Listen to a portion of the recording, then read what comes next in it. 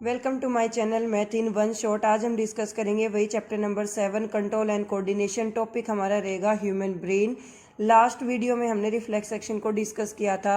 Is reflex action the only function of the spinal code? क्या reflex action spinal cord का function होता है? Obviously not, नहीं। तो इसका आंसर क्या हो जाएगा? नो। ये हमारा इंटरनल क्वेश्चन बन गया। Since we know that we are thinking being, spinal cord is made up of the nerve supply information to think about। जैसे कि हम कुछ न कुछ सोचते ही रहते हैं और ये थिंकिंग का काम हमारा स्पाइनल कोड करता है, जो बहुत सारी नाव से मिलकर बना हुआ होता है। Thinking involve more complex mechanism and neural connection. These are concentrated in the brain which is the main coordinating center of the body. The brain and the spinal cord constitute the central nervous system. They receive information to all part of the body and integrate it। वो हमारे body के हर एक part से information को collect करके उनको अलग अलग पार्ट में डिवाइड करने का काम करते हैं। We also think about our actions. हम अपने एक्शंस के बारे में सोचते हैं। Writing, talking, moving a chair. जैसे कि हम लिख रहे हैं या फिर हम बात कर रहे हैं या फिर हम एक चेयर को पे बैठ के मूवमेंट कर रहे हैं।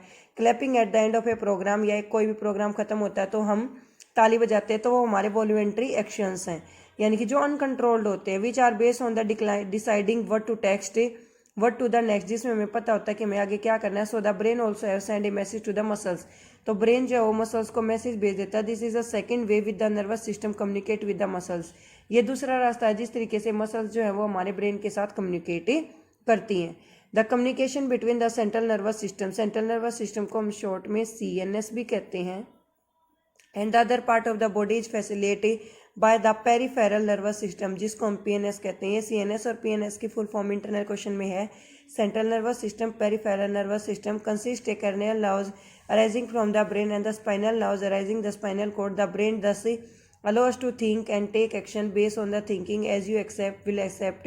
This is accomplished through a complex design with the different will accept. This is the accomplished through a complex design with different part of the brain responsible for integrating different input and output. The brain has the three major such part and region, namely the forebrain, midbrain and hindbrain. What are the three major part of a brain? Forebrain, midbrain and hindbrain। ये हो गया internal question. Next हमारा आता है the forebrain is the main thinking part of the brain. Brain का जो thinking का काम करता है सबसे ज़्यादा, वो हमारा कौन सा ब्रेन करता है? Forebrain. Which part of the brain do the thinking work? That is forebrain. It has the region which receive the sensory impulse from the various receptors. Separate area of the forebrain are specialise by hearing, smell, sight and so on. There are separate areas of the association which are the sensory information is interpreted by putting it together with the information from other receptor as well as with the information that is already stored in the brain। कुछ चीज़ें जो हमारे दिमाग के अंदर store होती हैं based on, किसके ऊपर बेस करती है? All the say decision is made how to respond and the information is passed on the motor areas which control the movement of the voluntary muscles.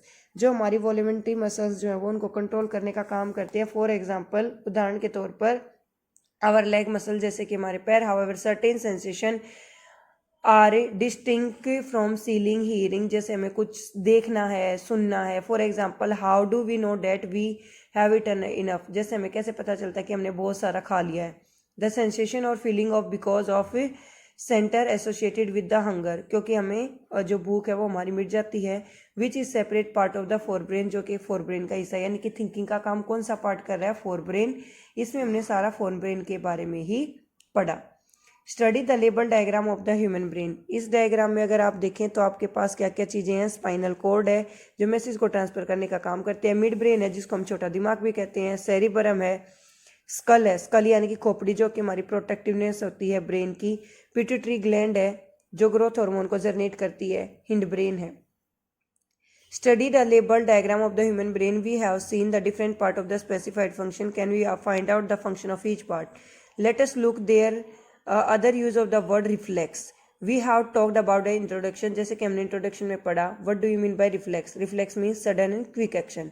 जो एकदम से चीज़ें होती हैं उनको हम कहते हैं reflex action. Our heart beat without our thinking about, in fact we can not control these action easily by thinking about them even if we wanted. Do we think about remember to breathe, the size of the pupil and thought out actions such as moving a chair? There is a set of the muscles movement over which do not have any thinking control. Many of these voluntary actions controlled by the midbrain and hindbrain. All these involuntary actions including the blood pressure, blood pressure आता है BP को major करने के लिए स्पाइगोनोमीटर का use किया जाता है।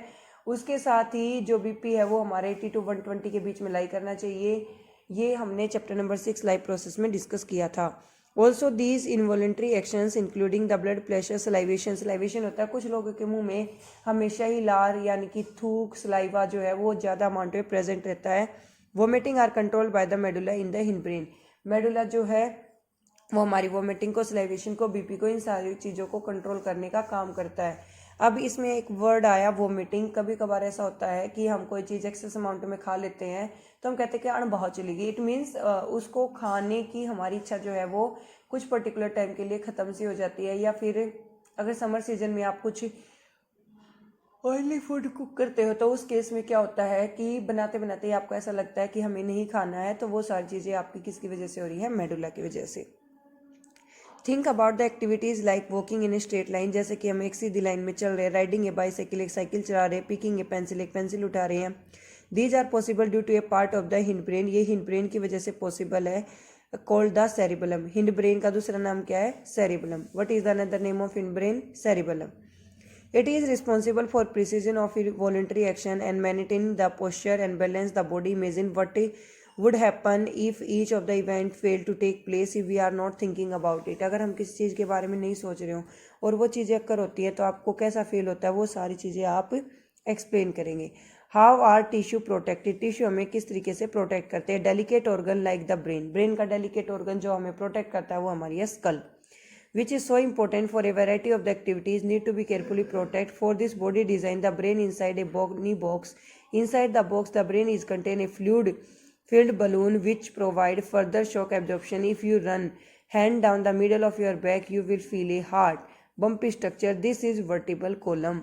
वर्टिबल कॉलम होती है हमारी स्पाइनल कोड, और इस स्पाइनल कोड को हम बैकबोन भी कहते हैं, यानी कि रीढ़ की हड्डी।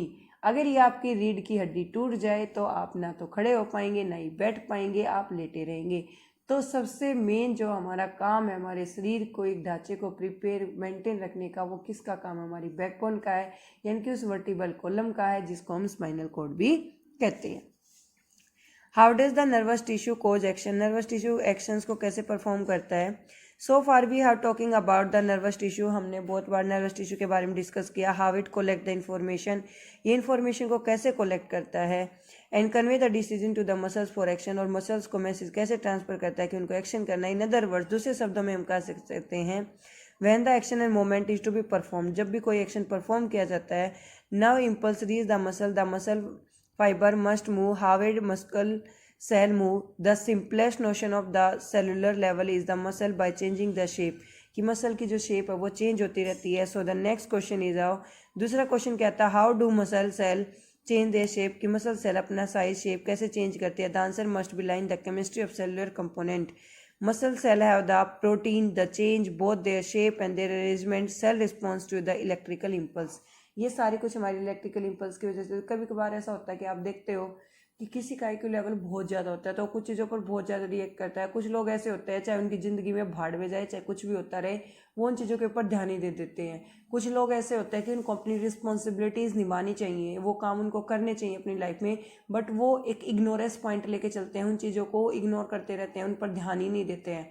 कुछ लोग ऐसे होते हैं कि जो अपनी चीज़ों को लेकर बहुत ही ज़्यादा सेंसिटिव होते हैं, छोटी छोटी चीज़ों पर बहुत ज़्यादा सोचते हैं कि ऐसा नहीं होगा तो ऐसा हो सकता है, ऐसा नहीं होगा तो ऐसा हो सकता है। हर किसी ह्यूमन बीइंग की जो कैपेसिटी पावर है थिंकिंग की या रिएक्ट करने की चीज़ों पर, वो डिफरेंट वन होती है। इसी वजह से डाइवर्सिटी जनरेट होती है, यानी कि अलग अलग तरह की स्पीसीज जनरेट होती हैं, उनमें वेरिएशंस आती हैं। Remember when we talk about the music tissue in the class 9, there were the kind of the muscles such as voluntary muscle, involuntary muscle। देखो दो टाइप का म्यूजिक होता है हमारा, एक होता है जो हमारे कानों को अच्छा लगे उसको तो हम म्यूजिक कह रहे हैं। The voice that is the ears are favourable and able to hear in a very particular manner, that is considered to be the music. If undesirable sound is generated then we are saying that is noise, it means शोरगुल। Based on we have discuss so far, what do you think the difference these would be? इन दोनों में ही difference है भाई। Noise तो वो है जो आपके कानों के लिए फेवरेबल नहीं है, ठीक है, जो आपके कानों को अच्छी नहीं लग रही है। जो अच्छा लग रहा है वो क्या है? म्यूजिक है। Thank you so much for watching, like share and subscribe.